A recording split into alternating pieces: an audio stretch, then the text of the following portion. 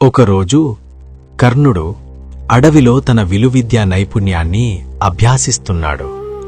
వివిధ లక్ష్యాలపై దృష్టి పెట్టి బాణాలు సంధిస్తున్నాడు. అప్పుడే ఒక బాణం తప్పుగా ఒక బ్రాహ్మణుడి ఆవుకు తగిలింది. ఆవు అరిచింది. కొన్ని క్షణాల్లోనే చనిపోయింది. అప్పుడింట్లో ఉన్న బ్రాహ్మణుడికి ఆ అరుపు వినగానే వెంటనే బ్రాహ్మణుడు పరిగెత్తుకుంటూ వచ్చి చనిపోయిన ఆవును చూసి వేదనతో కూలిపోయాడు. బ్రాహ్మణుడు కర్ణుడిని చూసి కోపంతో అరిచాడు, నీ అహంకారానికి నా జీవనోపాధి నాశనమైంది. కర్ణుడు వెంటనే చేతులు జోడించి, తప్పు జరిగింది మహాశయ, మీ నష్టాన్ని నేను పూడ్చేస్తాను. కాని బ్రాహ్మణుడి కళ్ళలో అగ్ని. నష్టం ధనంతో పూడ్చలేం కర్ణా, ఈ ఆవు నాకు కంటిపాపలాంటిది. అతను చేతులెత్తి శపించాడు.